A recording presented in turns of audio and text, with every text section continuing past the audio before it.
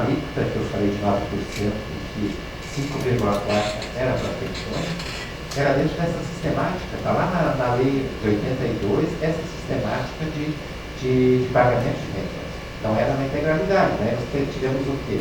Na Constituição de 88, nós tivemos um texto que o benefício de aposentadoria e pensão seriam integrais, tá? E com paridade dos ativos. Então, assim, a Constituição de 88, e o Estado aqui tem hoje um volume considerável também precatório, que são a integralidade das pensões. Tá? Todas as pensões eram pagas dentro de uma regra que eu falei, um percentual que era até 100%. Mas para chegar a 100%, era necessário ter 11 dependentes, tá? E que somado aos 45% do núcleo familiar, chegava a 100%. Então a Constituição de 88, ela integralizou, o Estado tem esse volume considerável precatório. Eu, dentro desse universo de 45 mil e poucas pensões, eu estou pagando pela sistemática da integralidade um pouco mais de 30 mil ainda. Esse volume é considerável. Então qualquer modificação que eu ponha dentro do reajuste dos ativos, eu repasso diretamente para o benefício de pensão por lei. Né? O que a emenda 41 trouxe em 2004? Uma forma diferenciada de cálculo. Por exemplo, quem ganha mais, né, enquanto ativo ou aposentado, vai pegar uma pensão menor. Como é que se dá o cálculo? Até o teto do regime geral, eu pago 100%. A parcela que excede esse teto, eu pago só 70%. Então, eu já estou pagando desde 2004 pensões de forma reduzida para quem ganha mais. Então, se o servidor, vamos supor, ele é aposentado por 20 mil reais, tá? A pensão, ela vai estar em torno, aproximadamente aqui, um cálculo mais aproximado, em torno de 16, 17 mil reais. Né? Então já há uma redução nesse sentido. Então, esse engessamento, ele se dá pela forma como hoje são aprovadas essas regras de aposentadoria. Elas estão inseridas diretamente na própria Constituição Federal.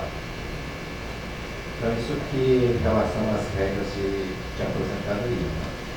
Em relação à contribuição previdenciária, então, já a questão da Constituição de 88, na Constituição de 88 tem um elemento interessante, que é aquela situação dos estabilizados, dos servidores que já tinham 5 anos de serviço público, poderiam se tornar estatutários, estáveis. Né? Tinha essa garantia dentro da Constituição de 88. E na Constituição de 88 também previa já os próprios estados antes de criarem seus próprios regimes de previdência. Certo? O que aconteceu? O que nós tínhamos lá na época? Né? Vários municípios, no caso não era o estado, mas vários municípios em que servidores não existiam um regime jurídico, os servidores não eram estatutários, eles contribuíram para o regime geral, e o ente criou o regime jurídico dos servidores, transformando em estatutários. Por quê? Porque lá na época houve, para os entes federativos, a maioria dos municípios, houve uma desoneração da folha. Porque antes haveria uma contribuição do servidor e mais a contribuição patronal de 20% do INSS. Com a criação dos regimes estatutários, dos regimes previdenciários, digo regimes previdenciários entre aspas, né? O que aconteceu? O servidor contribuiu uma alíquota, que também não era de 11, né? E não haveria contribuição patronal para o regime geral. Então, eles ficavam vinculados como estatutários ao município, o município, enfim, iria pagar a aposentadoria. Né? Houve uma desoneração da folha, isso permitiu a Constituição de 88. Aí nós só vamos ter a primeira emenda constitucional depois de 88, só em 98, 10 anos depois, quando saiu a questão do regime de previdência para os servidores, tentando organizar, pouco antes da emenda 20, através da lei 9717, que estabeleceu, né, que os regimes próprios do direito social deveriam ser contributivos, teria que ter a participação efetiva, né, seria contribuição. Aí se estabeleceu o quê? Da emenda 20 até a emenda 41, efetivamente quase não aconteceu, com algumas exceções, alguns estados começaram a cobrar uma alíquota, mas foi a emenda 41 que estabeleceu a alíquota de 11% para os servidores da União, da contribuição, que, através da lei 9717, estabelecia que para os servidores estaduais não poderia ser uma alíquota inferior, teria que ser no mínimo igual a dos servidores da União. Então, assim, essa conscientização, ela aconteceu meio tarde, né?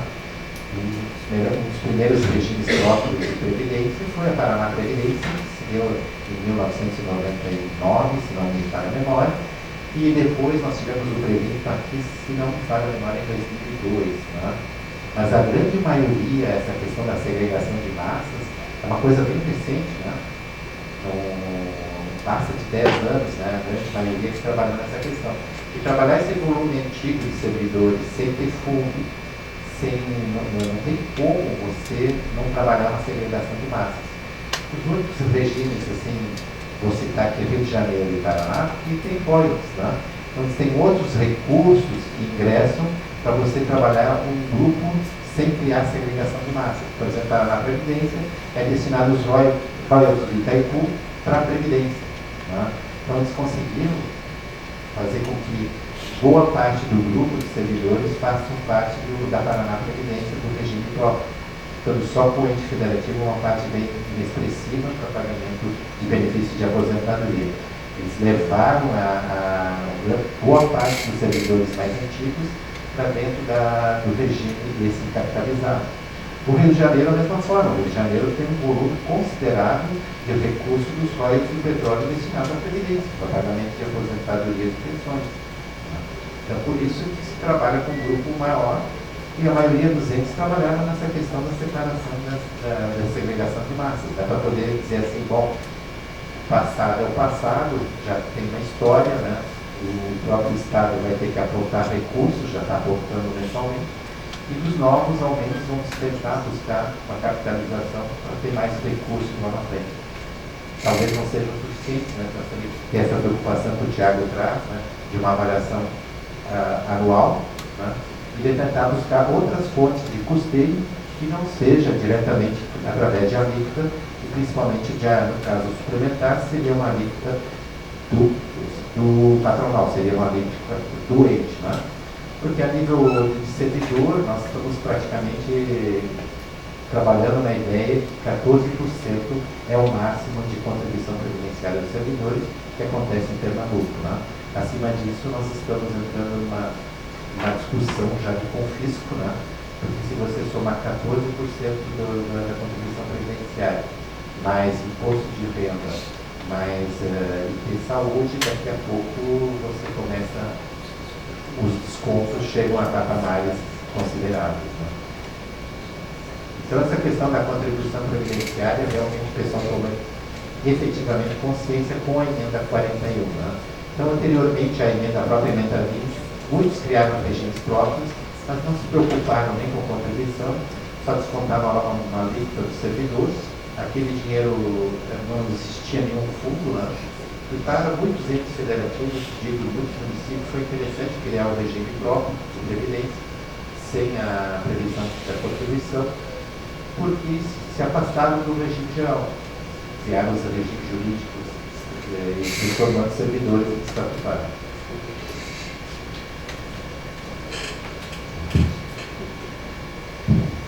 Pode ser bom. Essa questão das regras aí, né, se a gente não poderia ter regras próprias, que tem essa questão de estar muito amarrado na legislação federal. Isso passa por uma discussão própria discussão sobre o federalismo brasileiro. Né? A gente sabe que os estados não têm muita margem, tem muita coisa imposta do federal, do estadual. Mas, por outro lado, agora, por exemplo, do lado do advogado Jaffa, a gente não tem também muita certeza se fosse dada maior liberdade aos estados para fazer suas próprias regras, se elas seriam tão boas assim, porque, afinal de contas, não foram, né, durante muito tempo. E parece que a gente precisa de alguém maior, um adulto responsável para dar as diretrizes gerais, né, que os estados têm que seguir. A gente sempre pensa nos estados mais assim, estados mais pobres, mas os estados ricos também não são modelo nessa parte. Mas em relação à previdência complementar, sim, ela pode aliviar um pouco a situação do fundo prévio, porque o fundo prévio, ele, tal como ele está colocado, ele paga os benefícios em todo o nível salarial, né, da pessoa. Ele abarca toda a aposentadoria da pessoa. E isso vai ser dividido, essa responsabilidade vai ser dividida parcialmente com a previdência complementar, sem nenhuma garantia, né? Embora o discurso oficial diga que não, que o servidor vai conseguir ter, vai manter seu nível de rendimentos, mas não existe nenhuma garantia que vai conseguir. Então, do ponto de vista pro servidor, egoisticamente falando, né, lá do servidor, a previdência complementar é ruim. Ele vai perder. Ou ele pode perder. Né? Mas isso aí, com certeza, vai ter um efeito benéfico nos números do fundo prévio. Ele vai ter vai haver um corte, né, no seu déficit, com certeza.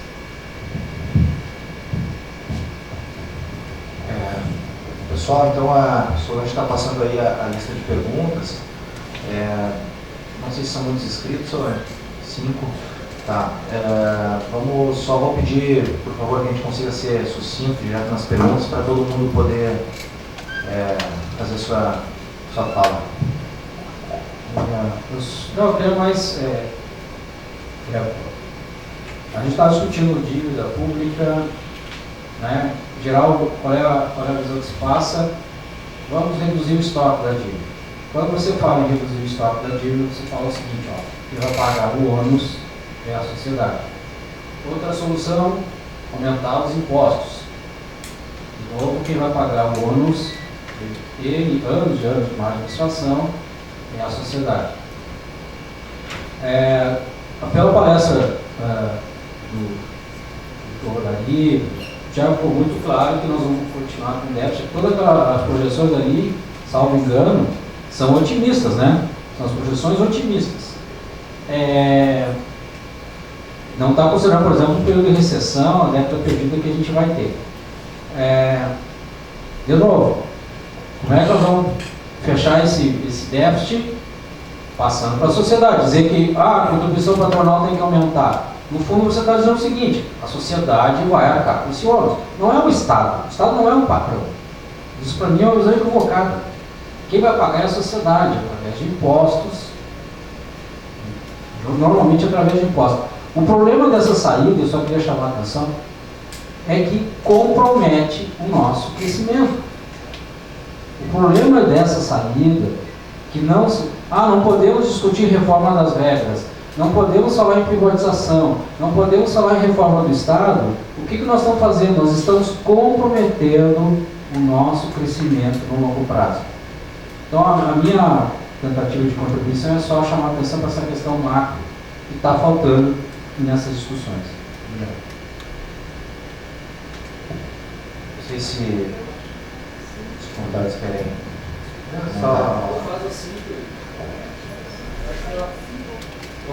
Não sei, eu acho. Pode ser, vamos fazer a 5 então, e depois a gente passa para o lado.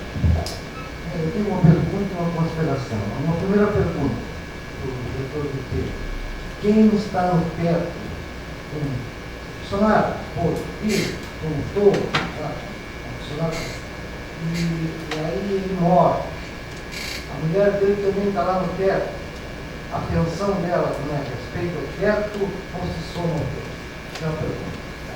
E a outra questão, doutor jornalista, nós temos que nos dar conta de uma coisa. Eu concordo com o Tiago. Eu acho que nós deixar que o Estado vai piorar, vai ficar pior. Mas tem que mexer, os Estados têm que se unir para mudar essas regras previdenciárias. Se nós pegarmos o Estado aqui, a metade dos funcionários, que são os professores, nada conta bem pouco, é verdade, a metade se aposenta. As mulheres com 25 anos e os homens com 30 anos, com 50 anos. Uma outra quarta parte são segurança pública. A mesma coisa. A mulher com 25, antes era só militar, agora é uma lei andando com as rodas da nuca, passou para civil também. As mulheres 25 e o homem 30. Não tem idade mínima. 50, com 25 e 75. Só aí tem 75% de funcionários com aposentadoria especial. Se nós pegarmos a diferença para ser e considerarmos que é necessário de mulher, a mulher tem 25 anos a menos. A conta que eu faço. 87% dos servidores têm aposentadoria especial. 13% têm aposentadoria de ser. Está invertido. Quer dizer, enquanto nós vamos modificar isso, qual é a importância da idade mínima? Ela é dupla. Se a pessoa retarda 10 anos na aposentadoria, ela fica mais 10 anos pagando, fica menos 10 anos recebendo. Isso dá 20. Esse é o grande problema. Enquanto nos países do primeiro mundo as pessoas estão se aposentando de 65, 67. Nós aqui de 50 somos uma idade mínima. Como é que vai ter equilíbrio? Não vai ter. Com isso aqui nós estamos, como diz o liberal, nós estamos liquidando o país, o progresso do país no futuro. Nós vamos ser um país de velhos pobres, velhos muito pobres, que nós estamos envelhecendo gradativamente, não sem crescer, e não vamos ter gente para trabalhar no futuro. Porque nós não temos coragem de modificar a Previdência. A Previdência é um grande problema do Brasil, principalmente no Rio Grande do Sul, e uma coisa boa que nós vamos mais.